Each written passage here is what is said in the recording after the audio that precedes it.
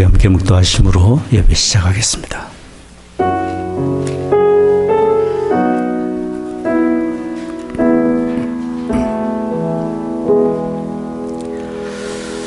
주께서 생명의 길로 내게 보이시리니 주의 앞에는 기쁨이 충만하고 주의 우편에는 영원한 즐거움이 있나이다. 죽임을 당하신 어린 양이 능력과 부와 지혜와 힘과 존귀와 영광과 찬송을 받으시기에 합당하도다. 존귀하신 아버지 하나님, 아들을 내어주시며 우리를 살리시고 하나님의 존귀한 자녀 삼아주시며 영생과 아버지 하나님의 나라를 얻게 하시니 감사합니다. 우리의 사는 날 동안 늘 동행하시며 의의 길 선한 길 인도하시는 아버지 하나님, 오늘도 저희들 불러주셔서 이처럼 모여 예배하게 하시오니 이곳에 주의 거룩하신 영으로 임재하시사 홀로 존귀와 영광을 받으시옵소서. 우리 드리는 찬송과 기도와 묵상이 아버지 하나님께 다 연락되기를 원합니다. 우리 주 예수 그리스도의 거룩하신 이름으로 기원하옵나이다. 아멘.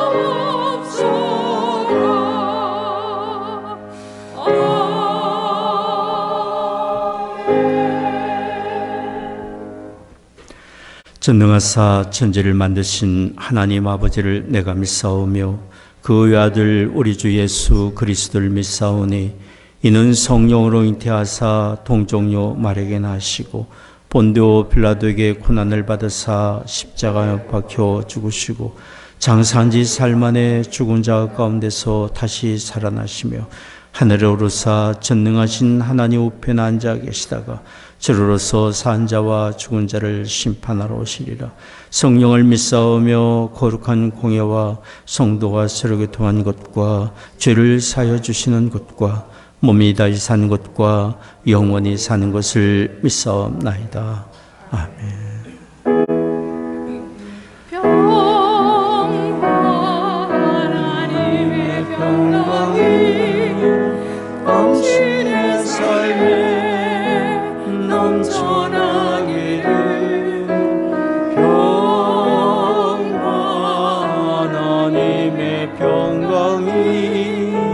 당신의 삶에 가득하기를 축복합니다. 축복합니다.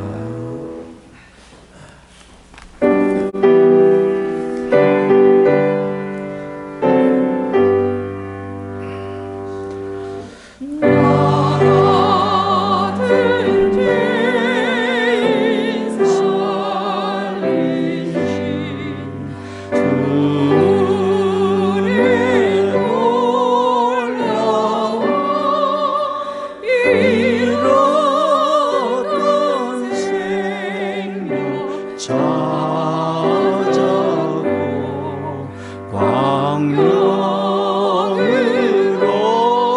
얻었네. 큰 죄악에서 건지신 둘의 고마움 나 처음 믿은 그 시간 귀하고 귀하다. 이제껏 내가 살아도 주님의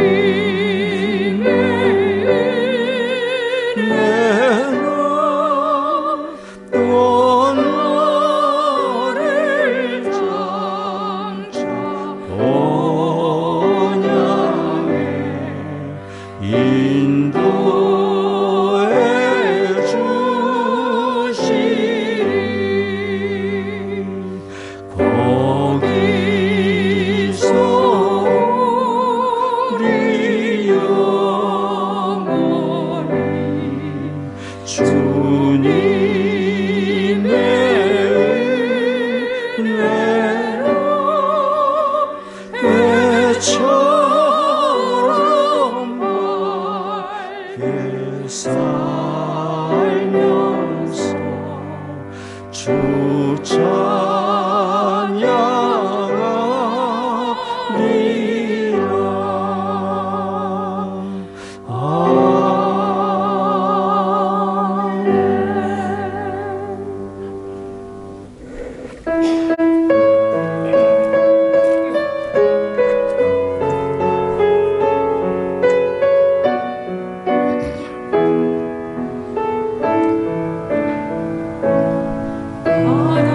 하나님의 사랑을 사모하는 자, 하나님의 평화를 삶아보는 자, 너의 모든 것 창조하신 우리 주님이 너를 얼마나 사랑하시는지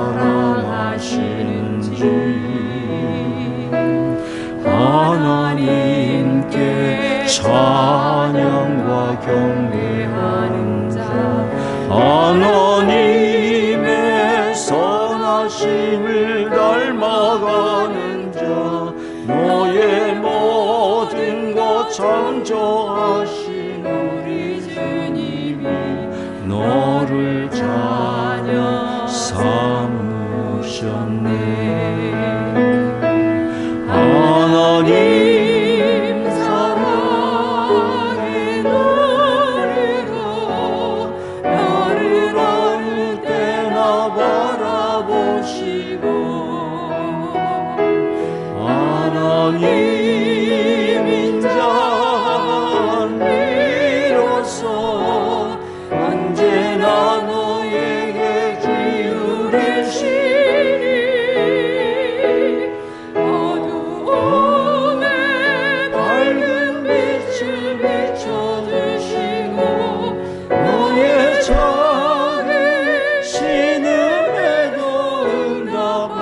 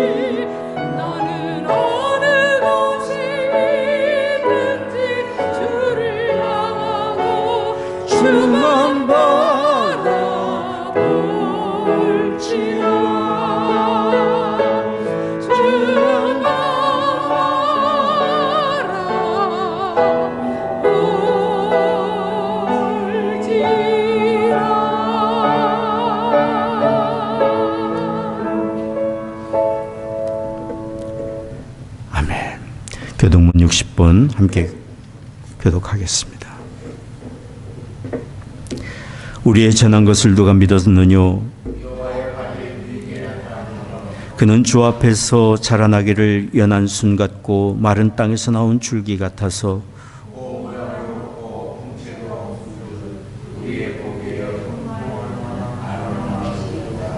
그는 멸시를 받아서 사람에게 시련버린 바 되었으며 그는 실로 우리의 질고를 지고 우리의 슬픔을 당하였거늘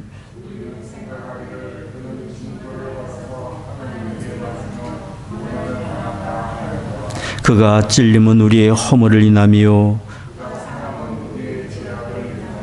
그가 징계를 받음으로 우리가 평화를 누리고 우리는 다 양 같아서 그릇 행하여 각기 제 길로 갔거늘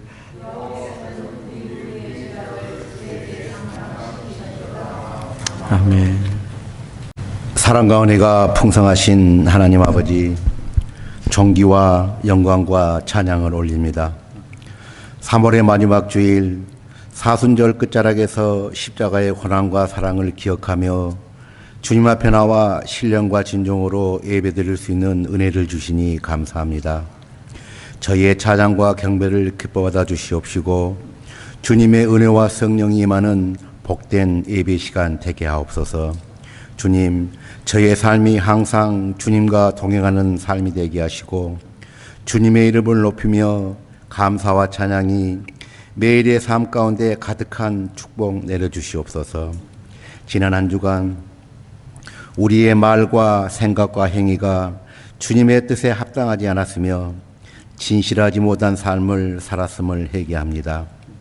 우리의 연약함을 주님께서 아시오니 긍휼을 베풀어 주시사 우리의 죄를 용서하여 주옵시고 주님만 따르는 순종의 길로 나아가게 하여 주시옵소서. 우리의 마음을 정결하게 하시고 우리의 영혼을 새롭게 하시며 날마다 주님의 뜻에 합당한 삶을 살아가게 하옵소서.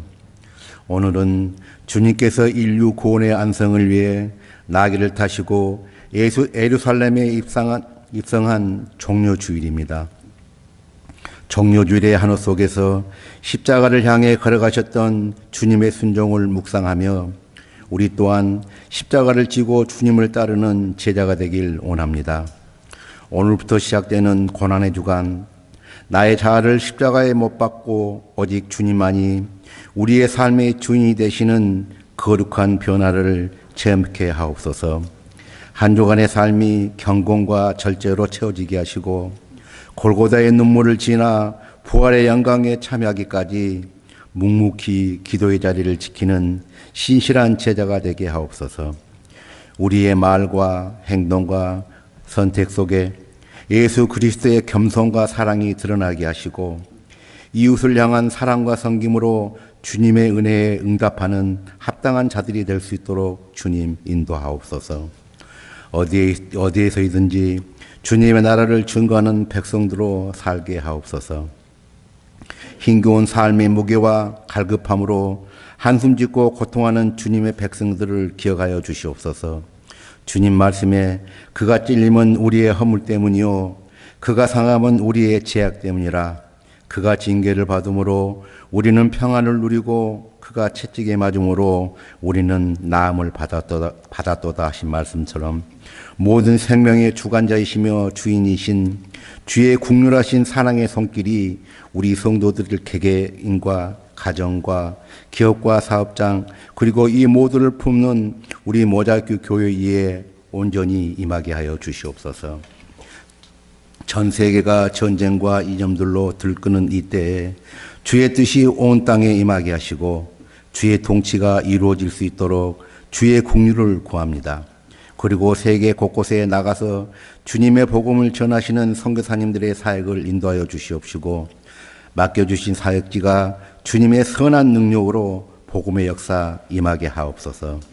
주께서 대신하여 세워 대응케 하신 주의 사자를 주의 마음과 영으로 충만하게 하시고 사람의 의지와 생각이 아닌 세상의 이기와 유익이 아닌 우리를 택하여 부르신 주의 뜻의 이끌음을 받게 하시고 입술과 생각이 주의 거룩하심을 통한 주의 사랑을 전하게 하여 주시옵소서.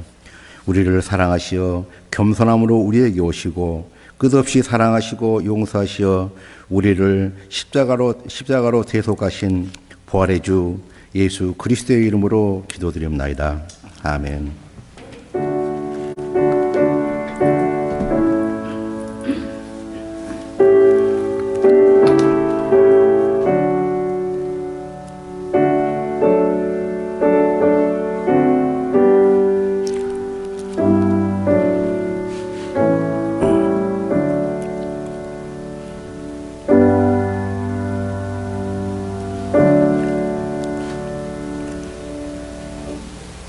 하나님께서 우리에게 주신 오늘의 말씀은 요한계시록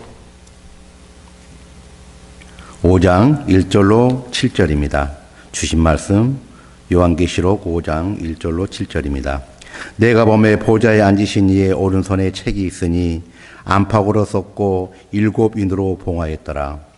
또 보매 힘있는 천사가 큰 음성으로 외치기를 누가 책을 펴며 그 인을 떼기에 합당하냐 하니 하늘 위에나 땅 위에나 땅 아래에 능히 책을 펴거나 보거나 할 리가 없더라.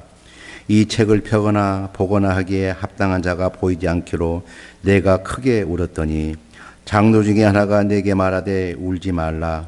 유대 지파의 사자 다윗의 뿌리가 이기었으니 이 책과 그 7인을 떼시리라 하더라.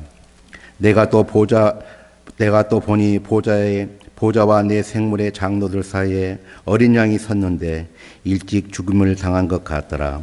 7뿔과 7눈이 있으니 이 눈은 온 땅에 보내심을 입는 하나님의 7영이더라.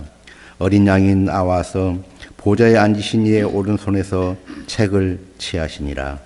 아멘. 우리 하장로님 기도해 주신 것처럼 오늘은 종려주일입니다. 우리 주님께서 십자가의 죽이심을 당하시기 전에 마지막으로 예루살렘에 입성하신 날을 기념하는 날입니다. 오늘로부터 고난주간이 시작이 됩니다. 우리의 삶에 우리가 누구고 무엇을 위해 살고 어디로 가야 할지를 알 수 있는 것은 바로 한 분 예수 그리스도를 온전히 할 때 그런 은혜들을 받아 누릴 수 있습니다. 종려주일을 기해서 시작되는 고난주간 예수님을 더욱 깊이 묵상하고 그리스도를 통해 우리에게 주신 하나님의 은혜와 사랑을 더욱 깊이 아는 그런 복된 시간들이 되기를 원합니다. 주후 95년경에 로마의 도미티아누스 황제 통치 말기였습니다. 황제 숭배가 더욱 강요가 됐고 교회와 성도들에 대한 핍박이 더욱 극심했습니다. 주님의 제자 요한은 황제 숭배를 거부하고 하나님 말씀을 더욱 열심히 전하고 구원의 주 예수님께로 나와야 모든 죄 사함 받고 영생을 얻으며 그분은 바로 하나님의 아들임을 더욱 증거하다가 붙들렸습니다. 그리고는 황제에 의해서 가장 흉악한 범죄자 정치범들을 격리하는 에게해에 작고 척박한 화산섬인 반모섬에 격리되었습니다. 유배되었습니다. 그 당시 그의 나이가 90세가 넘었습니다. 사도 요한은 격리된 반모섬에서 핍박받는 교회와 성도들을 위하여 눈물로 하나님께 간절히 기도했습니다. 고난이 우리로 하여금 기도하게 만들고 기도하면서 우리는 하나님을 더욱 가까이 만나게 되는 은혜를 얻습니다. 사도 요한은 그처럼 교회와 성도들로 하여 간절히 기도하던 중에 환상 중에 하나님의 보좌를 보게 된 것이에요. 오늘 하장님이 읽어주신 계시록 5장 1절에 7절까지 내용은 바로 그런 내용입니다. 보좌에 앉으신 거룩하신 하나님이 보이고 하나님의 오른손에는 한 두루마리 책이 있었는데 그 책에는 안팎으로 가득히 글이 쓰여져 있었습니다. 그리고는 그 두루마리 책이 7인으로 봉해져 있었습니다. 오늘 말씀을 보십시오. 계시록 5장 1절 말씀 같이 읽겠습니다. 내가 봄에 보호자에 앉으신 이의 오른손에 책이 있으니 안팎으로 썼고 7인으로 봉하였더라. 안팎으로 써있는 그 책의 내용은 이 세상을 향한 하나님의 구원과 심판에 대한 하나님의 모든 계획들이 기록되어 있었습니다. 또한 책이 완전수인 7인으로 봉해져 있다고 하는 것은 그 책의 내용이 하나님만 아시는 완전한 비밀인 동시에 하나님이 허락하신 그 누군가가 그것을 떼고 그 뜻을 성취할 수 있음을 암시해주고 있는 내용이에요. 사도 요한이 두려움과 경이로운 마음으로 이런 장면을 보고 있을 때 한 천사의 큰 음성이 들렸습니다. 요한계시록 5장 2절 말씀입니다. 같이 읽겠습니다. 또 봄에 힘있는 천사가 큰 음성으로 외치기를 누가 책을 펴며 그 인을 떼기에 합당하니 하냐. 하나님의 천사가 이렇게 외치지만 누가 그 인을 떼고 누가 하나님의 뜻을 이룰 수 있는가 외치지만 그 책의 인을 떼어 보게 할 사람이 어디에도 보이지 않았습니다. 오늘 말씀 계시록 5장 3절 4절 말씀입니다. 같이 보겠습니다. 하늘 위에나 땅 위에나 땅 아래 능히 책을 펴거나 보거나 할 리가 없더라. 이 책을 펴거나 보거나 하기에 합당한 자가 보이지 않기로 내가 크게 울었더니. 성경 원문에는 사도 요한이 울고 또 울고 또 울었다고 기록이 됐어요. 크게 울며 통곡했어요. 하나님의 책을 펴거나 보게 할 사람이 없으니 하나님의 뜻이 어떻게 이 세상에 펼쳐질 것이며 어떻게 그 일이 다 이루어질 것인지 안타까운 마음으로 근심하며 대성통곡합니다.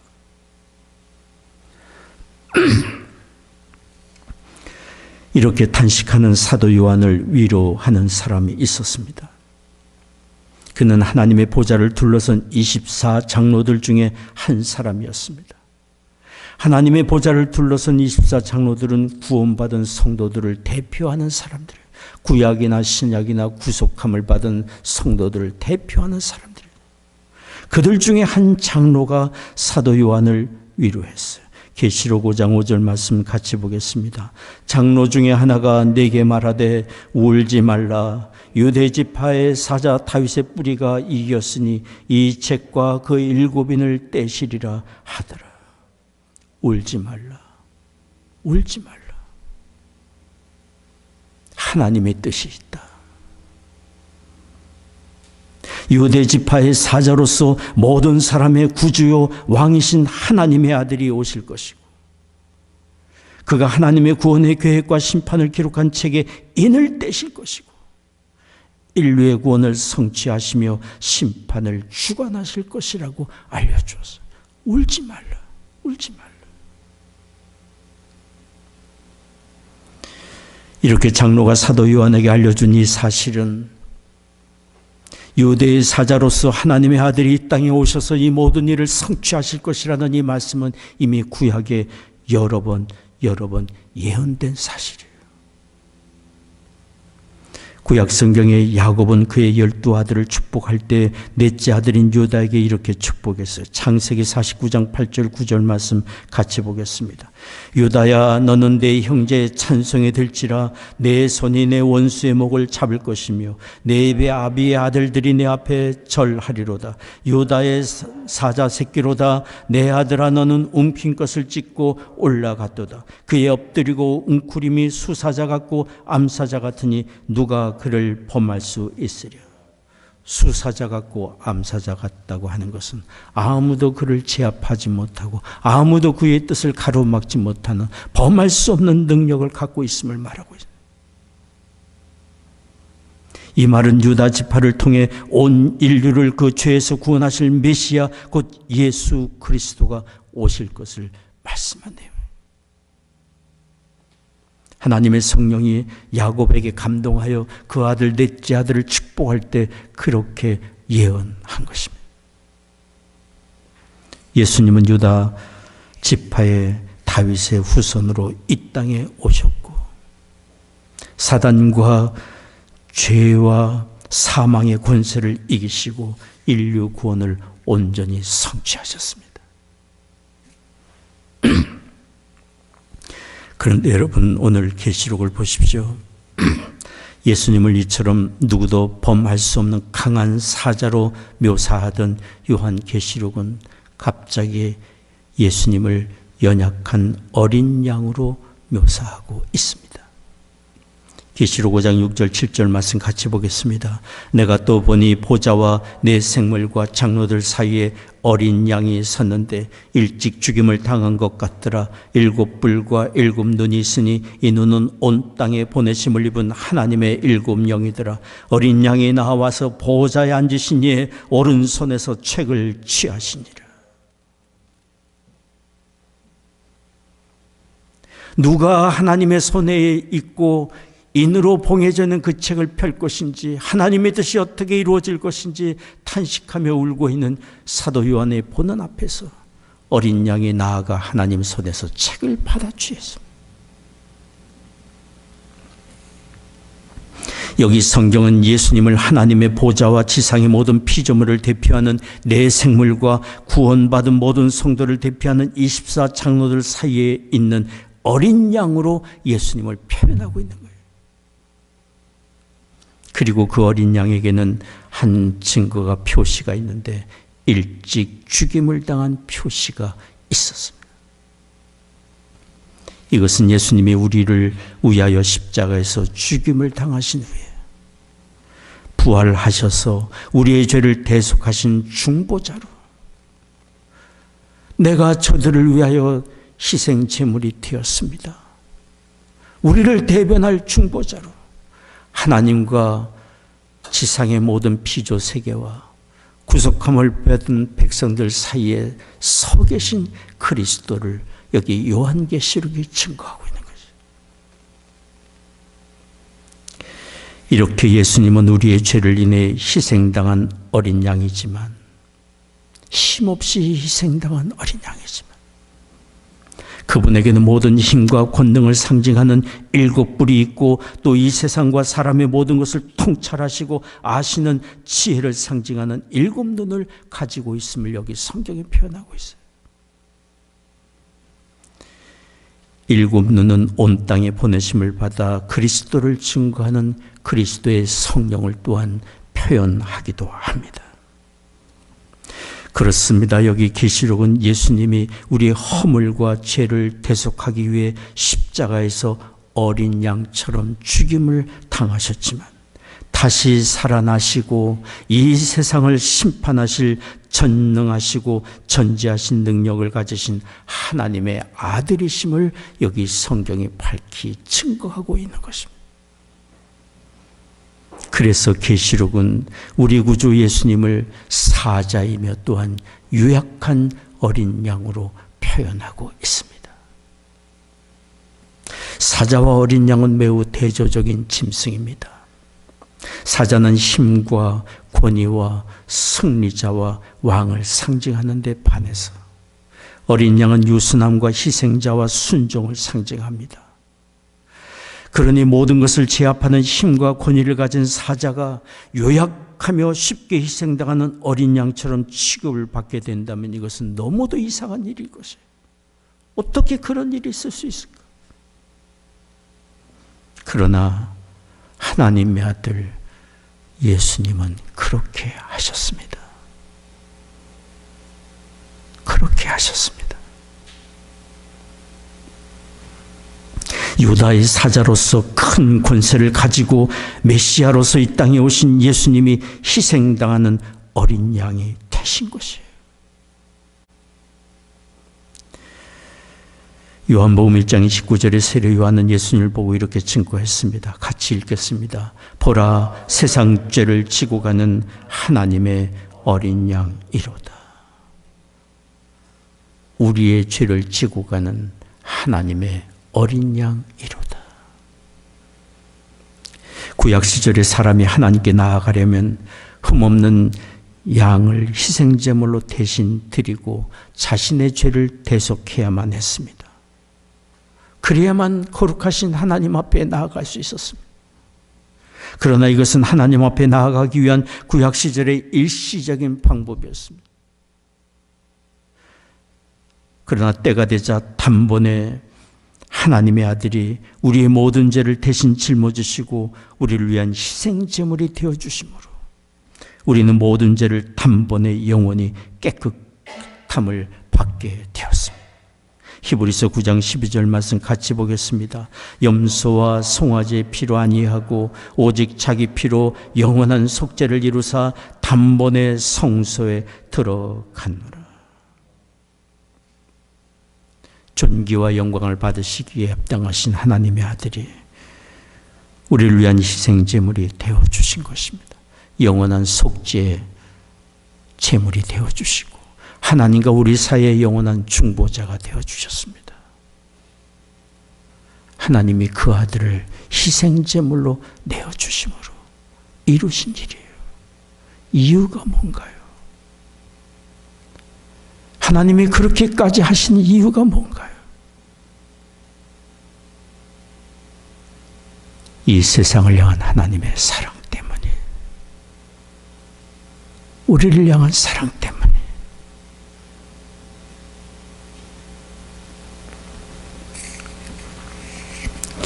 에베소서 2장 4절 5절이 말씀합니다. 같이 읽겠습니다. 긍휼에 풍성하신 하나님이 우리를 사랑하신 그 큰 사랑을 인하여 허물로 죽은 우리를 그리스도와 함께 살리셨고 너희가 은혜로 구원을 얻은 것이라. 우리를 향한 사랑 때문에 아들을 내어주신 것입니다. 주의 말씀을 거역하고 하나님을 등지고 죄악 가운데 사는 우리를 여전히 사랑하시기 때문에 아들을 내어주시고 우리를 살리시기 위하여 이런 일을 행하신 것이에요. 프랑스의 부활절 예식서에 이런 기도문이 있습니다. 하나님의 사랑은 어리석은 사랑이다.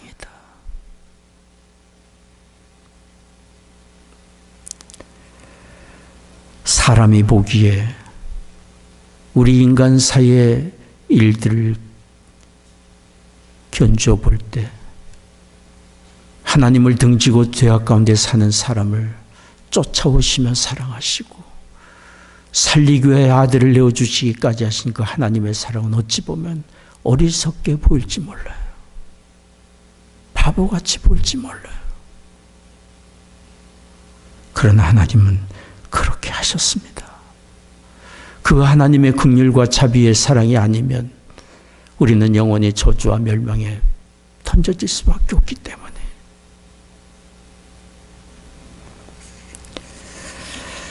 하나님은 우리를 죄와 멸망에서 건지시기 위해 아들을 내어주셨고 모든 죄 용서함의 은혜를 다 준비하셨고 그 은혜를 받으라고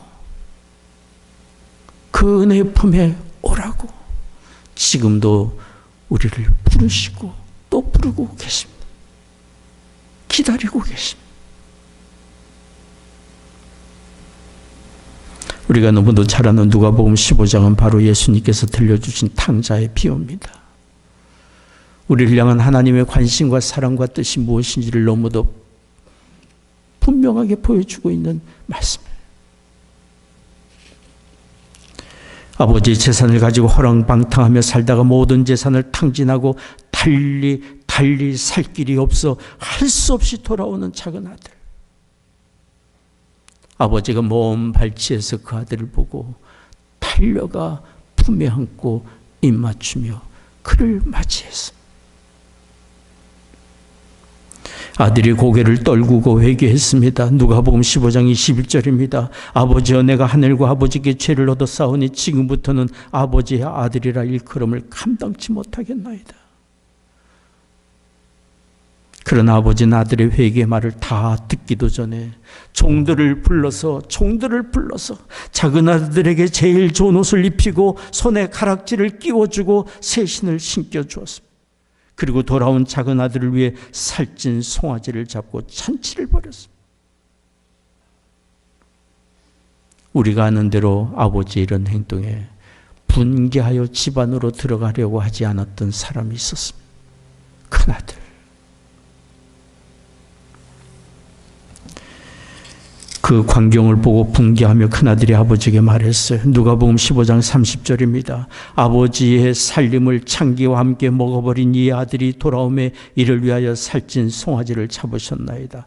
아버지, 어떻게 이렇게 할 수 있습니까? 그때 아버지가 큰아들에게 말했습니다. 누가복음 15장 31절 32절 같이 읽겠습니다. 예, 너는 항상 나와 함께 있으니 내 것이 다 내 것이로되 이 내 동생은 죽었다가 살았으며 내가 잃었다가 얻었기로 우리가 즐거워하고 기뻐하는 것이 마땅하다 하니라. 이것이 우리를 향한 하나님 아버지의 마음입니다. 하나님 아버지의 사랑입니다. 조건 없는 사랑, 무조건적인 사랑. 한 사람 한 사람의 영혼을 천하보다도 귀하게 여기시는 하나님 아버지의 마음이고 사랑입니다.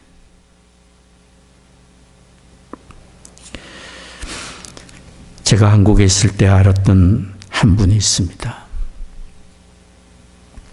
그분은 가족과 주변 사람들에게 근심거리였습니다. 상점에서 물건을 훔치다가 유치장으로 끌려간 적이 여러 번 있었고, 친척의 돈과 물건은 다 그의 사람 것이었습니다. 그 사람은 이성관계도 무분별했고 사생활을 낳기도 했습니다. 그러다가 그는 어느 날 정말 큰 도둑질을 하다가 감옥소에 들어갔습니다. 그 소식을 들은 그 사람의 형제들, 친지, 친구 모든 사람이 그에게 질렸고 더 이상 그에게 소망이 없다고 그를 포기했어요. 그런데 추운 겨울철에 감옥에 갇혀있는 그에게 찾아간 사람이 있었습니다. 두툼한 속옷을 가지고 찾아간 그분은 그 사람의 어머니였습니다. 천하에 몹쓸 사람이었지만, 모든 사람이 등 돌리고 포기하고 버린 사람이었지만, 어머니에게는 여전히 사랑하는 아들이었기 때문에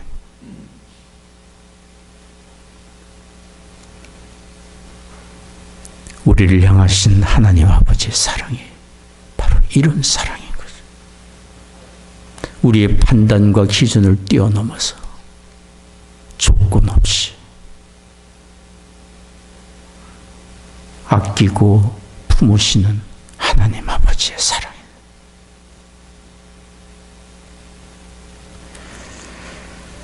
주변의 모든 사람이 탕자 형처럼 우리를 손가락질하고 비난하는 일이 있다 할지라도 하나님은 여전히 우리를 아끼시고 버리지 아니하십니다.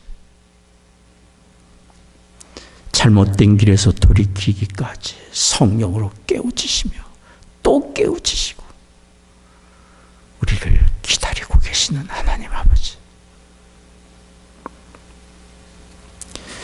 이사야 49장 15절에 하나님의 이런 마음을 이렇게 증거합니다. 같이 읽겠습니다. 여인이 어찌 그 젖먹는 자식을 잊겠으며 자기 태에서 난 아들을 긍휼히 여기지 않겠느냐. 그들은 혹시 잊을지라도 나는 너를 잊지 아니할 것이라. 부모가 그 자식을 어찌 잊을 수 있겠습니까? 그러나 혹 부모가 그 자녀를 잊는 일이 있을지라도 하나님은 결코 잊지 않으신다고 말씀하고 있습니다. 하나님께로 돌아오지 아니하면 결국 불행과 멸망의 길로 가고 말 것이기 때문에, 그래서 하나님은 성령으로 우리의 심령을 깨우치시고 우리를 기다리고 또 기다리고 계시는 거예요. 그러니 우리 인생 여정의 가장 중요한 일이 무엇입니까? 우리를 사랑하시는 하나님 아버지 품으로 돌아오는 것입니다. 하나님 품 안에, 사랑 안에 거하는 것이에요. 우리가 하나님의 사랑을 깨닫고 하나님께로 돌아와 그 품에 거할 때 비로소 우리는 삶의 모든 방황을 끝내고 참된 안식과 평안을 얻을 수 있습니다. 우리를 향한 이처럼 하나님의 무조건적인 사랑, 우리를 기다리시는 사랑, 그 사랑의 증거가 어디에 있습니까? 갈보리 산상 예수님의 십자가에 바로 그 증거가 있습니다. 로마서 5장 8절 9절 말씀 같이 읽겠습니다. 우리가 아직 죄인 되었을 때에 그리스도께서 우리를 위하여 죽으심으로 하나님께서 우리에게 대한 자기의 사랑을 확증하셨느니라. 그러면 이제 우리가 그 피를 인하여 의롭다 하심을 얻었은즉 더욱 그로 말미암아 진노하심에서 구원을 얻을 것이니.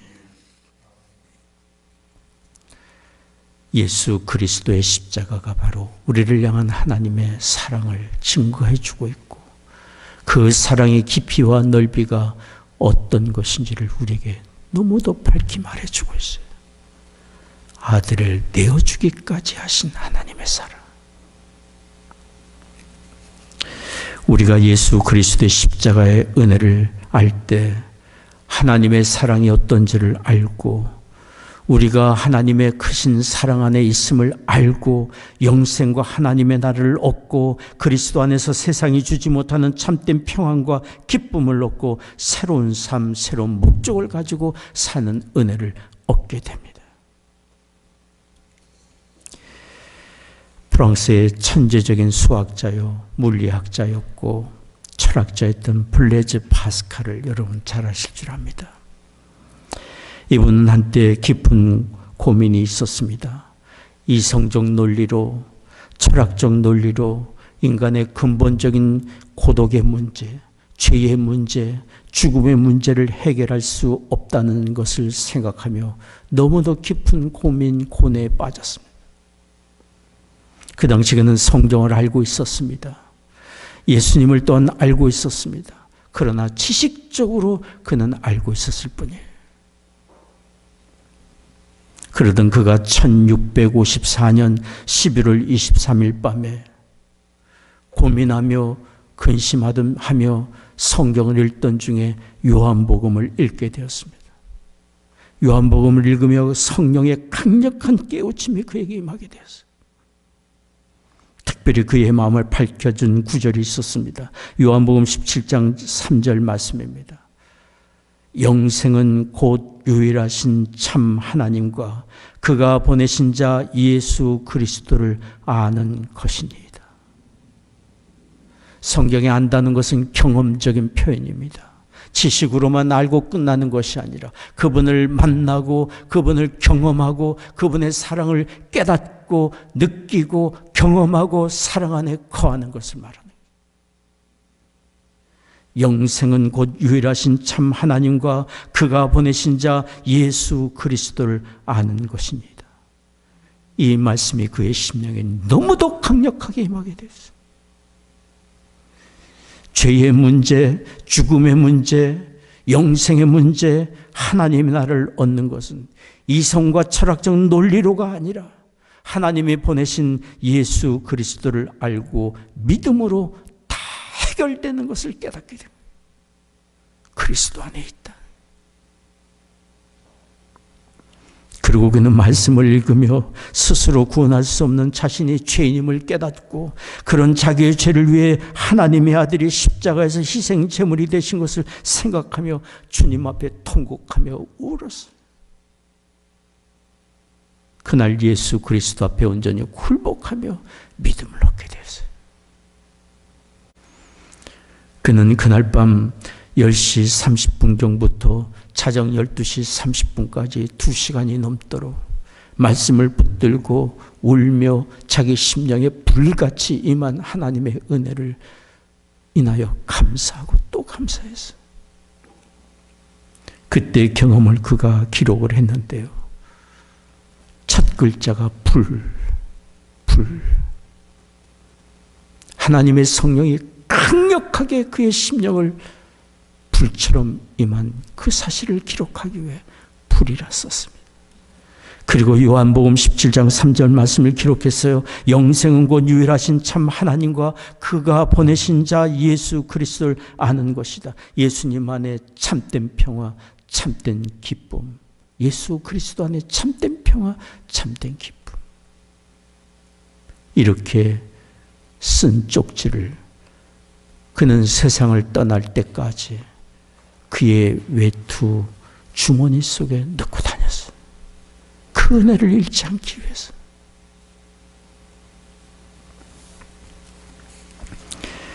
그렇습니다. 하나님의 아들 예수 그리스도의 십자가에 우리를 향하신 하나님의 확실한 사랑이 증거되고 있습니다.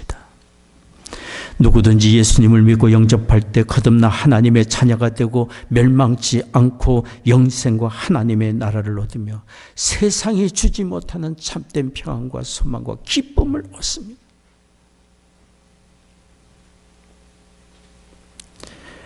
우리를 사랑하신 하나님은 우리 모든 사람이 그의 아들 예수 그리스도를 믿고 영접함으로 이 은혜를 받아 누리기를 원하고 계십니다.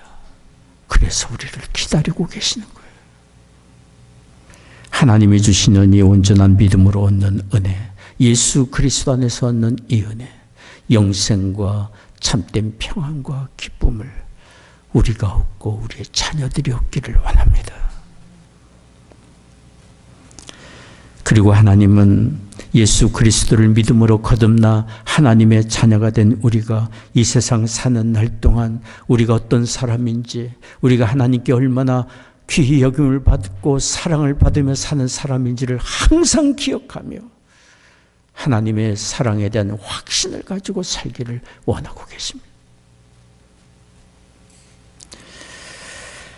제가 자라는 어느 가정에 남편이 일을 마치고 집으로 돌아오면서 아내를 생각했습니다. 아내를 생각하며 이런 생각이 들었습니다. 하나님이 내 아내를 무척 아끼고 사랑하신다. 그래서 그날 저녁 집에 들어와서 그 남편이 아내에게 말했어요. 여보, 하나님이 당신을 정말 사랑하신다고 그러네. 그리고 며칠 지난 후에 아내가 말을 했어요. 사실 요즘 몇몇 가지 일로 내 마음이 낙심이 되고 우울했었는데 그때 당신이 나한테 하나님이 날 사랑하신다는 그 말을 해준 그날 얼마나 큰 위로가 되고 용기를 얻었는지 몰라요.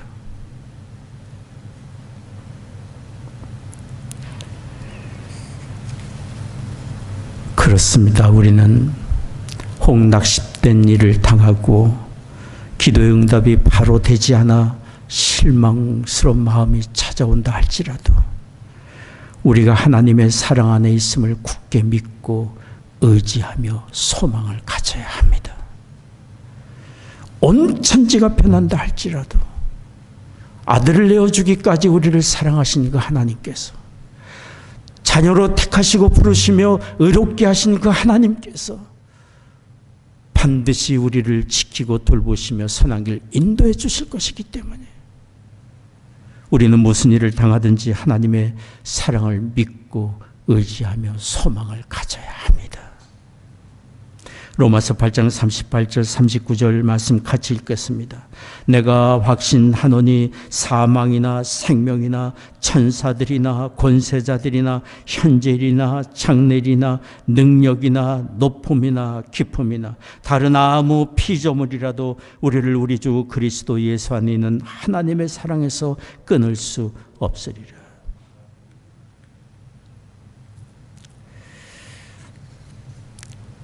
내일 모레면 우리 함께 신앙생활을 하고 우리가 늘 중보기도 하던 송택일 목사님 소천하신 지 1주년이 되는 날입니다.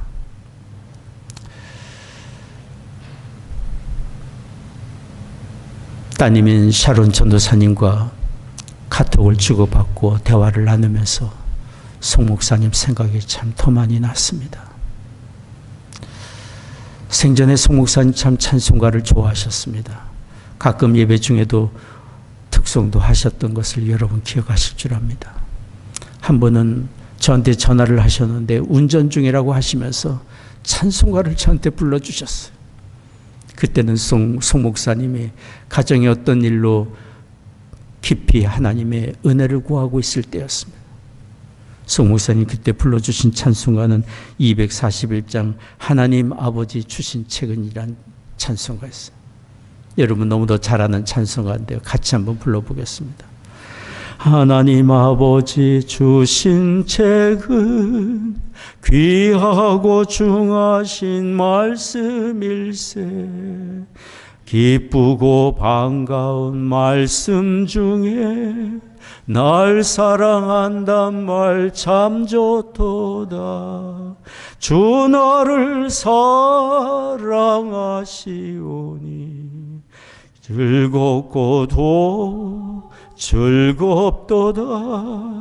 주 나를 사랑하시오니 나는 참 기쁘다. 1절, 2절, 3절 계속해서 전화를 통하여 들려주시는 그 찬송가, 지금도 그 음성이 기억이 나고 이 찬송가 가끔씩 제가 생각이 나서 혼자 부르기도 합니다. 성경은 우리에게 말합니다. 우리가 하나님께 얼마나 큰 사랑을 받고 사는 사람인지를 일깨워 줍니다. 그것은 바로 갈보리 산상의 예수 그리스도의 십자가가 그 증거임을 또한 가르쳐 줍니다. 하나님의 사랑, 그 은혜를 믿고 의지하며 언제든지 용기를 잃지 않은 우리가 되기를 원합니다. 우리가 이처럼 하나님의 크고 놀라운 사랑을 받고 사는 사람으로서 우리는 어떻게 살아야 되겠습니까? 사랑받은 사람으로서 사랑을 베풀며 사는 것이 정말 마땅한 일일 것입니다. 요한일서 4장 11절 말씀 같이 읽겠습니다. 사랑하는 자들아, 하나님이 이같이 우리를 사랑하셨은즉 우리도 서로 사랑하는 것이 마땅하도다. 마땅하도다. 하나님의 자녀로서 마땅하도다. 그러니 우리가 가야 할 길은 너무도 분명합니다. 어떻게 살아야 할지는 너무도 분명합니다. 우리의 삶의 확실한 기준으로 삼아야 할 것이 무엇인지 너무도 분명합니다. 사랑받은 사람으로서 사랑하며 사는 것입니다. 프랑스 극작가 장 아누이가 쓴 라뚜에트라는 작품이 있습니다. 종달새라는 작품입니다. 그 작품에 나오는 내용입니다. 수많은 의로운 사람들이 천국문 앞에 모여 자기의 차례를 기다리고 있었습니다. 모두들 하나님이 자신들의 삶의 선행과 업적을 축복하고 칭찬하며 의의 면류관을 씌워줄 것이라고 기대하며 자기 차례를 기다리고 있었어요. 그런데 한 가지 이상한 소문이 앞에서부터 들려왔어요. 하나님이 이 세상에서 정죄받고 몹쓸 짓을 저지른 죄인들까지 다 품으시고 용서하신다는 소문이었어요. 그때 누군가의 입에서 이런 험악한 말이 쏟아져 나왔습니다. 우리는 어중이 떠중이 누구나 다 들어가는 그따위 천국은 인정할 수 없다. 하나님의 사랑이 이렇게 어리석다면 우리는 그런 하나님을 인정할 수 없다. 그런 불의한 자들과 한패가 되어 들어갈 수 없다는 얘기예요. 그들은 그렇게 외치면서 불행하게도 죄인까지도 사랑하신 하나님의 사랑에 불만을 품고 스스로 천국 반대편으로 걸어갔어요.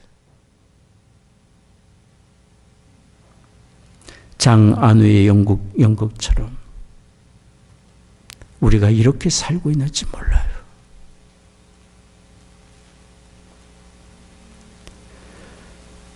하나님이 여전히 아끼고 사랑하시고 깨우쳐 돌이켜 하나님의 품에 안기를 원하시고 죄 용서하시고 이롭게 하시고 하나님의 자녀 삼기를 원하시는데 우리는 너무도 쉽게 선을 긋고 돌아서고 정죄하고 갈라서고 소망이 없다고 포기하고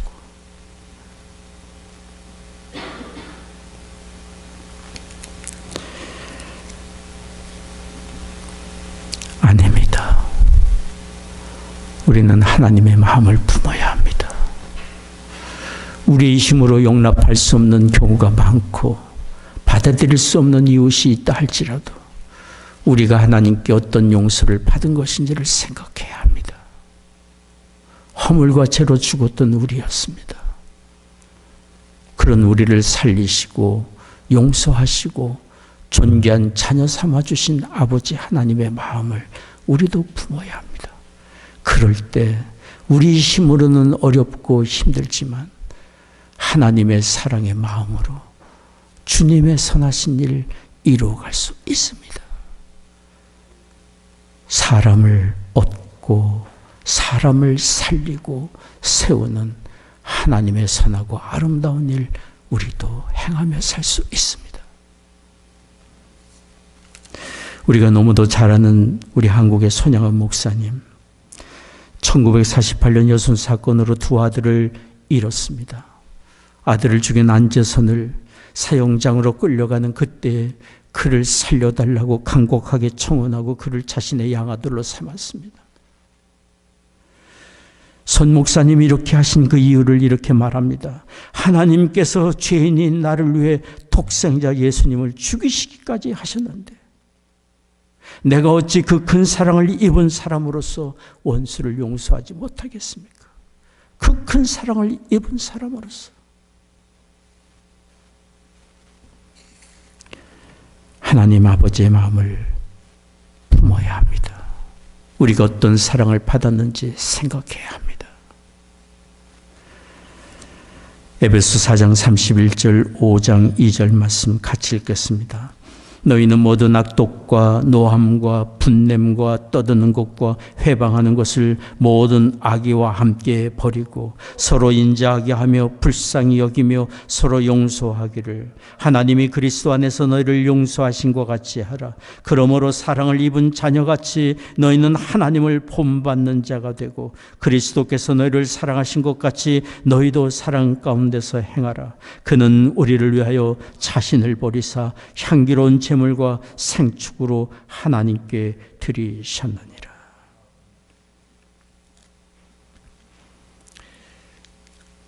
오늘 종료주일 예배를 드리며 이제 사순절 마지막 한 주간 고난 주간을 우리가 맞게 됩니다.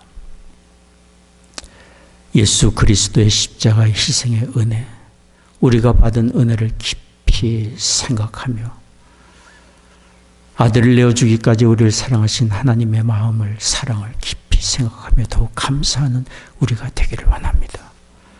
그리고 우리의 가정에서 일터에서 이웃관계에서 아버지의 사랑을 제대로 실천하지 못한 부분이 있다면 어떻게 할 것인지, 큰 사랑을 받은 사람으로서 어떻게 그 사랑을 본받아 살 것인지 하나님의 도우심을 구하고 지혜를 구하고 사랑의 실천을 위해 헌신하는 우리가 되기를 원합니다. 사자로서 힘없이 죽임을 당한 어린 양으로 표현된 예수 그리스도를 더욱 깊이 생각하는 우리가 되기를 원합니다. 기도하겠습니다.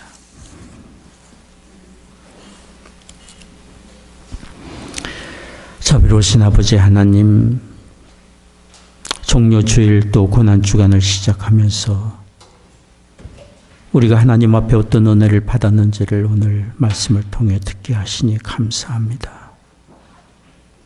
우리가 받은 그 큰 은혜를 깊이 생각하며 은혜 받은 자로, 사랑받은 자로 어떻게 살 것인지를 생각하고 기도하며 헌신하는 우리가 되게 하여 주옵소서.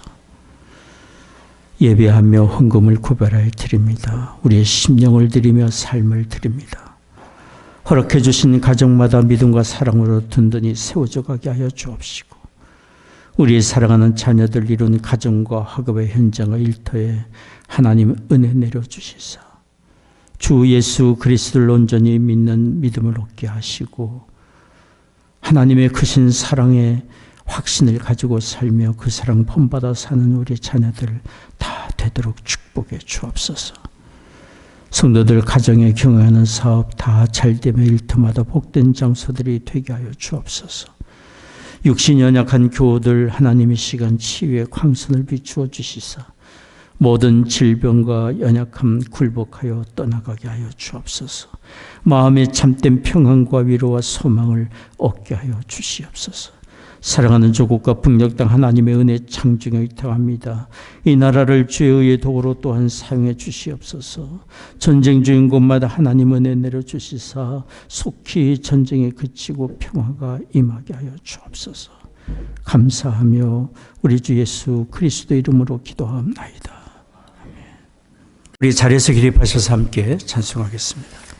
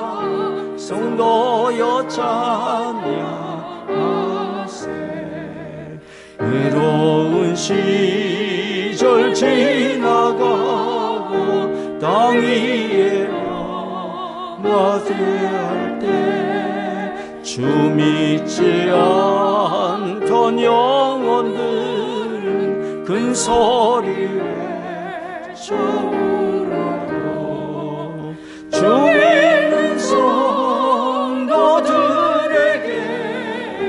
그 사랑 베푸사 우리의 죄 사했으니 은혜 잊을까. 하나님 크신 사랑은 증량다 못하며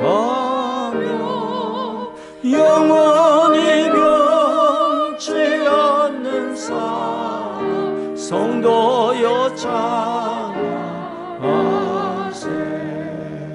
하늘을 두루마리 삼고 바다를 머물 삼아도 한없는 하나님의 사랑 다 길어갈 수 없겠네.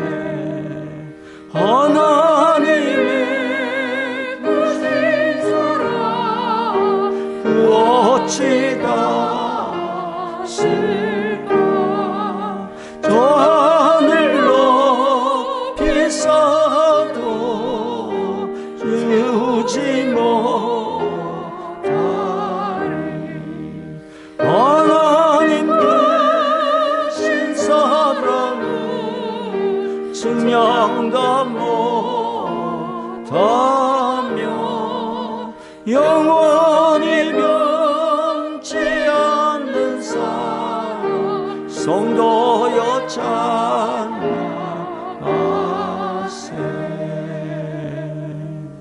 아멘. 기도하겠습니다. 지금은 우리의 구원의 주 예수 그리스도의 은혜와 아버지 하나님의 한량없는 사랑하심과 성령의 위로 교통 임재하심이 오늘 예배하는 성도들의 심령과 가정과 산업의 현장 외 이제로부터 영원히 함께 하시기를 축원하옵나이다.